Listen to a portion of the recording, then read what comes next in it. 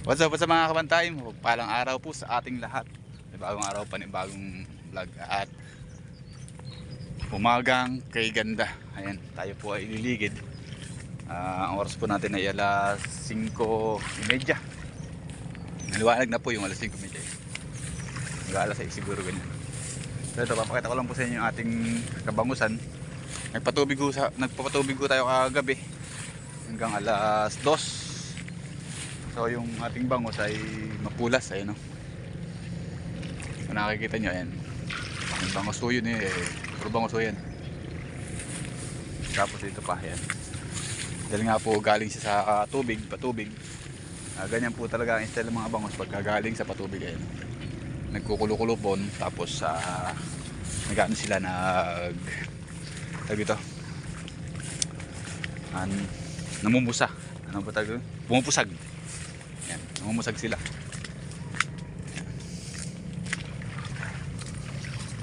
So ligidin lang natin itong area natin hanggang doon sa may dulo. Kasama ko ulit kayo sa ating pag-digid ng ating suot. Kasi kailangan natin talaga itong gawin araw-araw, no, mga kabantay. Pero pag maganda naman po yung lagay ng ating isda, kaya po tayo umikutin. Kasi po, ayan nga po, merong mga isda na pumupulas. Ayan, mula doon, hanggang doon sa may laot na yun. Ayan. Tapos dito, ayun, natatanong nyo yun. Kaya tingnan natin kung okay ba yung ating isda. Okay naman, kasi galing nga po siya sa pasok. Basta tingnan papasok po tayo, mga kabantay. Yun nga po, naiipon po sila dito, pero hindi naman po siya delikado, no? Dahil bagong tubig naman yung pumasok. So nagpapalabas ulit tayo para mamaya patubig ulit.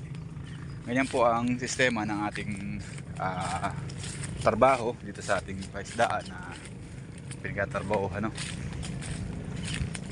So ayan, natatanaw nyo po yung pumapusag na yan. Puro isda po yan. Ganun po yan. So ito po, siguro bubulos po to, ano po ngayon, October. Siguro mga kalahatian ng October may bubulos po yan, no? O kaya naman ay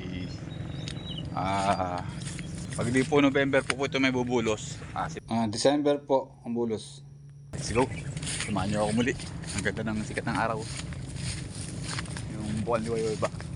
Hindi pa naman siya sikat ng araw, kumbaga ano po siya, yung ulap ba yung nasa taas. Ayun nga daw. Tara, SG. Nga pala sa inyo, mga kabantay, yung dating napigtas, ano, nung bagyuhan, nung nakakaraang bagyo. Ayan, so nistakaan na po nila hanggang doon sa dulo yan. Bali ang nangyari po dito, dalawang pigtas po yan, isa dito tsaka isa doon. Ayan, kaya ayan, nistakaan na nila, okay na. Ayan, kaya tayo din nagpatibay. Ayan, kung nakita niyo po ito sa ating video, yan po yung ginawa natin. Hanggang doon na po yung paikot, no? Sila din po ay nagpatibay na. Dahil nga po, yun po ang hirap, no, mga kabantay. Basta po ang lago na ng ating damo, kailangan na naman graskatirin. Basta po ang sitwasyon natin dito sa pamalisdaan ay kung kinakailangan po na taon-taon, hindi patay na isa. Ay, may patay po isa. Tukaw siguro ng ibon yun na yun. Ito naman, tilapia. Tapos yung tilapia. Ayan. Kung kailangan natin taon-taon na patarbaho, kung alin dapat patarbaho, dahil po pagka po yan nabugnos na or nasira na ng tubig, mahirap na po yan, no? Napakalaking trabaho po, napakalaking abala sa atin. Kaya po kami, yun nga po, sa taon-taon na paghahanda sa ating dumarating na panagulan, yan po talaga lagi ang aming ginagawa. Kasi kung hindi po natin i-maintain yan sa kada isang taon, kasi ang bagyo po ay hindi natin alam kung ganong kalakas, kung gaano siyang kahina. So kahit po mahina, ang importante po doon ay yung ating mga pilapil ay naiayos na natin. Ito po, kaya po yan po ay nasabit po yung ipon. Kaya po ito ay nasabugan na. May kwento ko lang po, ano. Yun nga po, nalubog po siya. Napigtas po yung pilapil niya doon sa tinuro ko kanina. Pagkatapos po niyan ay inakutan po nila muna yan ng taing manok para maisabog, para mabigyan ng makapagpatubo sila ng pagkain. Pero anong nangyari po, binitin po nila doon, hindi naman po ayos yung kanilang pilapil doon. Tinuyo nila yan, tuyong-tuyo. So nung malaki-malaki yung tubig po, ayun, napigtas. Kaya yung yung ginamit ng taing manok dyan, nasayang lang. Tabako, taing manok, nasayang lang po yun. Dahil nalubog po siya ng tubig. Yan po yung sinasabi ko na kailangan po natin ng taunan, maintain pagpapagawa sa ating mga pilapil. No, maikwento ko lang po, no, para po yung mga iba na akala nila okay lang yung pilapil nila, akala nila ayos na yung ganung papapagawa. Hindi po, no. Kailangan po talaga. Saka po isa pa dyan, yung bantay, no. Kailangan po yung bantay ay titingnan din yung mga dapat pagawa. Kasi po hindi po nakikita ng ating mga amo yan. Kaya tayong mga bantay ang dapat na bumibisita. Katulad po nito, iniikot po natin itong area natin kahit na ganun kalago ang ating damo, no? Para makita natin kung may problema yung ating isda, baka mamaya may namamatay na, makikita natin na maaga, no? Maaga pa natin. Ganun po ang trabaho namin dito bilang bantay, no, mga bantay. Ayan, at yun, mabalik po tayo dun sa pagpapagawa nga po ng mga pilapil. Sasapit yung tagulan. Kaya nga po meron akong vlog na paghahanda para sa darating na tagulan, no? Dahil yan po ang lagi namin pinaghahandaan, yung tag-ulan. Dahil nga po lumalaki tubig, yung pilapil natin kailangan natin pitibayin, kailangan natin patungan o lagyan ng putik yung dapat lagyan. Lahat ng mga mababa na dapat lagyan ng putik para tumaas ay yun ang kailangan natin lagyan. Kung alman o yung mga marurupok o mahihinang pilapil, kailangan po natin siyang patibayin. Lagyan po natin istaka, tarpaulin, lupa. Yan po ang kailangan sa isang namamalisdaan. Maintain po sa pagpapagawa. Talaga po magastos, pero syempre kasama po yan sa hanap buhay.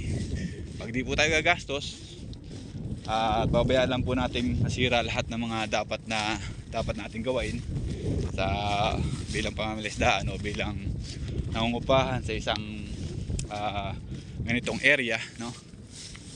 Wala din po mangyayari kasi masisira lang po na masisira yung mga pilapil kung hindi po tayo papagawa. Darating ang araw po na malulubog tayo, masisira yung pilapil natin, masasayang yung lahat ng pinaghirapan natin, tatapon.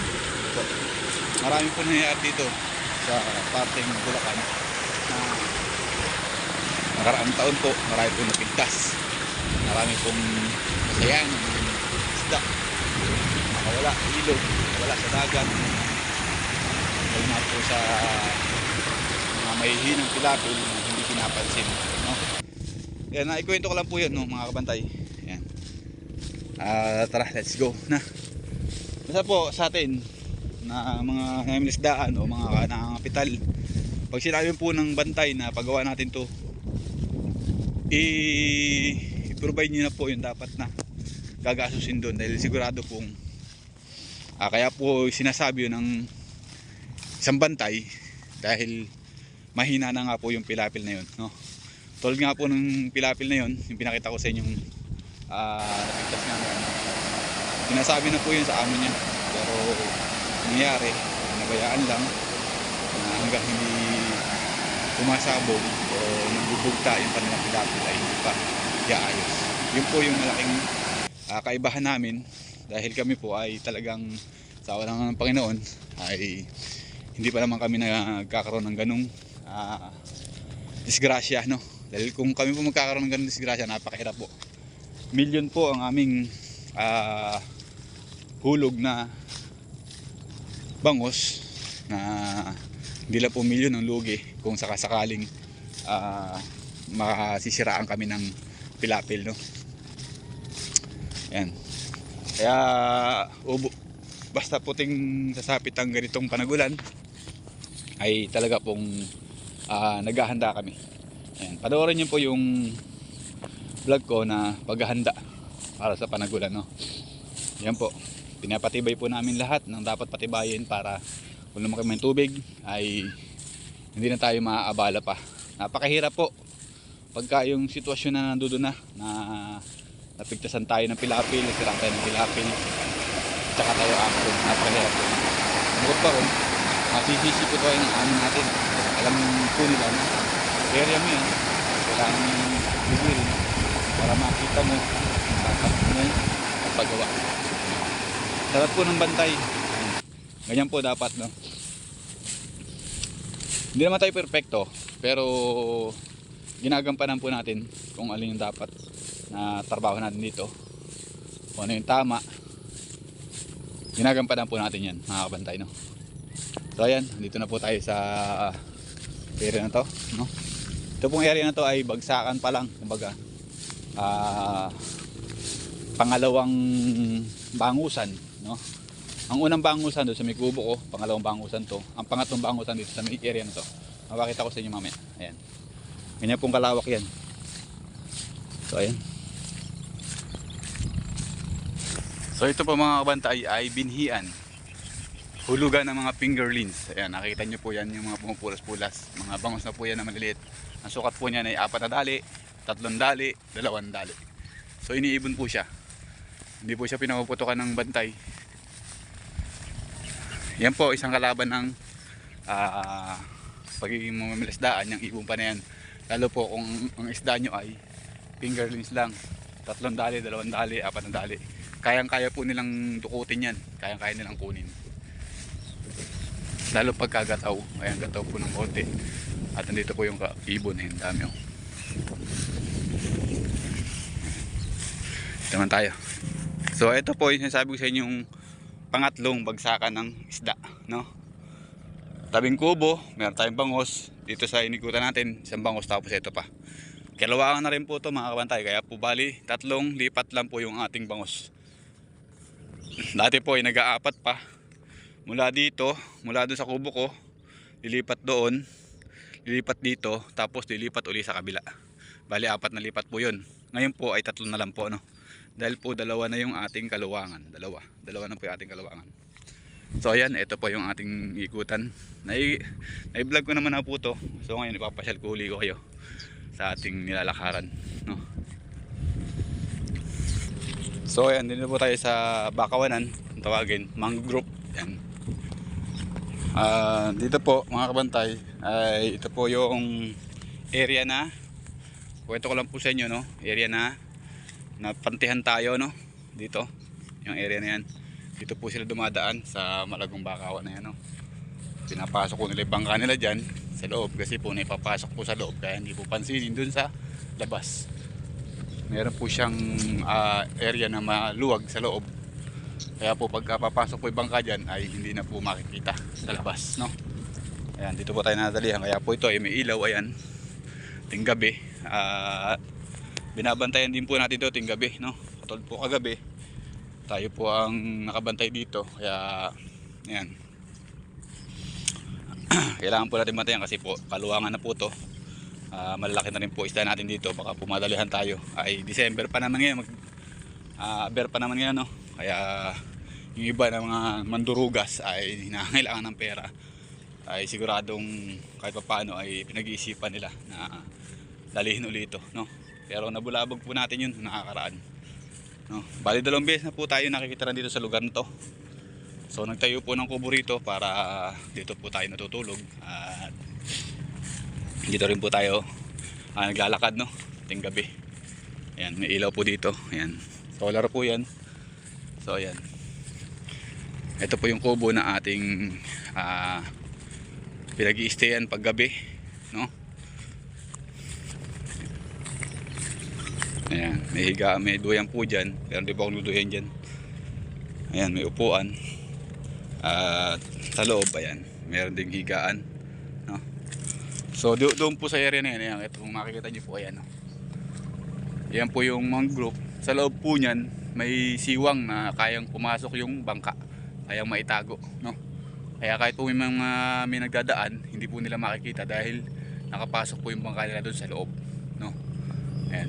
Kaya ting gabi ay nagbabantay tayo dito, rotation ng aming pagbabantay.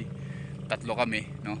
Ayan, salitan ng pagbabantay hanggang sa mahuli natin to, yung area na yan. Pag nahuli na po yan, okay na po, safe type na po tayo huli, ano? Di na tayo magbabantay, ayan, o mag-security guard dito sa ating laot. Ayan. So ayan, inadbit ko lang po kayo sa ating trabaho araw-araw. Ayan. At ito po yung ating nilalakad, no? Malayo po yung ating doon po tayo pupunta. So ayan po mga kabantay, hanggang dito na lang po yung aking vlog, at hanggang dito lang po yung aking pagkukwento sa inyo at pagpapasyal dito sa ating nilalakaran, na sana po lahat ng nasa ibang bansa ay gabayan ng nasa taas at ligtas sa anumang kapahamakan at sa anumang karamdaman, no?